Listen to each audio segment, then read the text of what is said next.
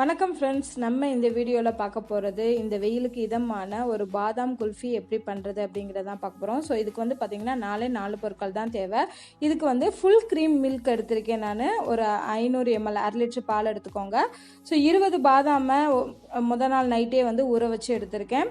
அப்புறம் இதுக்கு தேவையான கண்டென்ஸ்டு மில்க்கு, அடுத்து கொஞ்சமாக வந்து நாட்டு சர்க்கரை எடுத்துக்கோங்க. அப்புறம் கொஞ்சமாக ஏலக்காய் தூள் எடுத்துக்கோங்க. ஸோ ஃபஸ்ட்டு நம்ம எடுத்து வச்சுருக்க பாலை காய்ச்ச போகிறோம். ஸோ பாலை வந்து பேனில் ஊற்றி காய வச்சுருங்க. அந்த டைமில் வந்து நம்ம ஊற வச்சுருந்தோம் இல்லையா, முதல் நாள் நைட்டே நான் ஊற வச்சுருக்கேன் இந்த பாதாமை. ஸோ அதோட தோல் வந்து ஈஸியாக உரிக்க வரும். நீங்கள் இன்ஸ்டண்ட்டாக ஊற வைக்கணும் அப்படின்னா சுடுதண்ணியில் ஊற வச்சாலும் அந்த தோல் ஈஸியாக உங்களுக்கு எடுக்க வரும். ஸோ இது வந்து பார்த்திங்கன்னா பால் நல்லா கொதிச்சிருச்சு. கொதிச்சதுக்கப்புறமா நம்ம சிம்மில் வச்சு ஒரு 10 மினிட்ஸ் வற்ற வைக்கலாம். அந்த டைமில் இந்த பாதாமை அரைச்சி எடுத்துக்கலாம். ஸோ மிக்சியில் போட்டு நல்லா பேஸ்ட்டாக அரைச்சி எடுத்துக்கோங்க.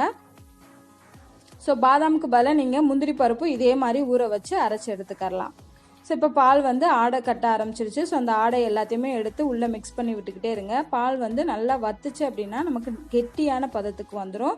ஸோ இந்த மாதிரி வந்ததுக்கப்புறமா நம்ம அரைச்சி வச்சுருக்க பாதாமை இதோட மிக்ஸ் பண்ணிடலாம். ஸோ இந்த மாதிரி வெளியே இருக்கக்கூடிய ஆடை எல்லாத்தையுமே பால்லையே நல்லா கலந்து விட்டீங்க அப்படின்னா நல்லா கெட்டியாக நமக்கு கிடைக்கும்.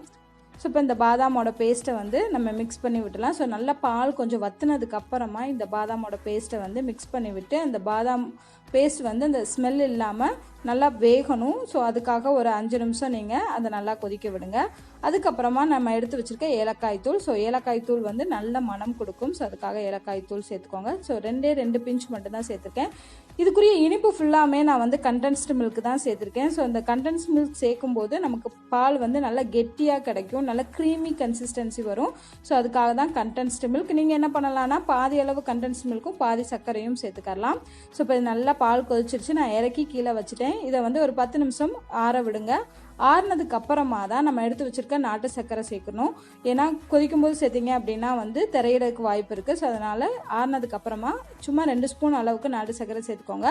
இது சேர்க்கும்போது ஒரு டேஸ்ட் கிடைக்கும். அதே சமயம் வந்து அந்த குல்ஃபியோட கலர் வந்து கிடைக்கும், லைட் ப்ரௌன் கலர் வந்து கலர் கிடைக்கும். ஸோ அதுக்காக தான் நாட்டு சர்க்கரை சேர்க்குறது. ஸோ அதை எல்லாத்தையும் மிக்ஸ் பண்ணி விட்டோம் அப்படின்னா நமக்குரிய குல்ஃபி பேட்டர் வந்து ரெடி ஆயிடுச்சு. இதை நம்ம வீட்டில் இருக்க ஏதாவது ஒரு மோல்டுலேயோ இல்லை கப்லேயோ வந்து நம்ம ஊற்றி ஃப்ரீசரில் வைக்கலாம். நான் வந்து டம்ளர், அப்புறம் குட்டி குட்டி கப்ஸு, அப்புறம் வந்து இந்த மாதிரி பாட்டு, மண் பானையில் செஞ்ச பானை இருந்துச்சு, குட்டி பானை, அதுலேயும் நான் ஊற்றி வச்சுருக்கேன். ஸோ இது எல்லாத்தையுமே ஊற்றிட்டு மேலே வந்து கவர் பண்ணணும். ஒரு பிளாஸ்டிக் கவர் வச்சோ இல்லை அப்படின்னா அலுமினியம் ஃபாயில் வச்சோ கவர் பண்ணணும். அப்படி வச்சு கவர் பண்ணாதான் நமக்கு மேலே வந்து அந்த ஐஸ் கட்டி ஃபார்ம் ஆகாமல் இருக்கும். ஸோ அதுக்காக அலுமினியம் ஃபாயிலை வந்து ஃபுல்லாகவே நான் கவர் பண்ணி வச்சுருக்கேன். ஸோ நான் டம்ளரில் ஊற்றுனதுக்கு மட்டும் ஒரு குச்சி, ஐஸ் குச்சி இருக்கு இல்லையா, ஐஸ் குச்சியை வந்து நான் வச்சுருக்கேன். ஸோ நமக்கு வந்து குல்ஃபி மாதிரியே கிடைக்கும். இல்லை அப்படின்னா இப்போல்லாம் வந்து மோல்டே விற்கிது, குல்ஃபி மோல்டு, ஐஸ் மோல்டுலாம் விற்கிது. ஸோ அந்த மாதிரி மோல்டு இருந்தாலும் நீங்கள் அதுலேயும் ஊற்றி வைக்கலாம். ஸோ அது இல்லைனாலும் பரவாயில்ல, நம்ம வீட்டில் இருக்கக்கூடிய டம்ளர்ஸ் இதிலெல்லாம் பண்ணலாம். ஸோ இந்த மாதிரி கத்தியில் லைட்டாக ஸ்லிட் பண்ணிவிட்டு அதுக்குள்ளே குச்சியை வந்து நான் ஸ்டிக் பண்ணிட்டேன். ஸோ இது அப்போ வந்து நம்ம ஃப்ரீசரில் வைக்க போகிறோம். மினிமம் 4 to 5 hours வரைக்கும் ஃப்ரீசரில் இருக்கணும். ஸோ இருந்ததுக்கப்புறமா அதை ரூம் டெம்பரேச்சருக்கு குறைச்சிங்க அப்படின்னா வந்து நம்மளோட குல்ஃபி வந்து ரெடி ஆயிடுச்சு. ஸோ கொஞ்சம் நேரம் கூல் ஆகணும். கூல் ஆனதுக்கப்புறமா எடுத்தீங்க அப்படின்னா ஈஸியாக நமக்கு குல்ஃபி வந்து எடுக்க வரும். ஸோ அழகாக வந்து கடையில் வாங்கினதை விட ரொம்ப டேஸ்ட்டாக இருக்கும். நீங்கள் வீட்டில் செஞ்சு பாருங்கள். ரொம்ப கம்மியான இன்க்ரீடியன்ட்ஸ் வச்சு குழந்தைங்க எல்லாத்துக்குமே ரொம்ப பிடிக்கும். ஸோ இந்த வீடியோ உங்களுக்கு பிடிச்சிருந்தா லைக் பண்ணுங்கள், ஷேர் பண்ணுங்கள். மறக்காமல் இந்த ரெசிபியை ட்ரை பண்ணி பார்த்துட்டு உங்களோட கமெண்ட்ஸை சொல்லுங்கள். தேங்க்யூ.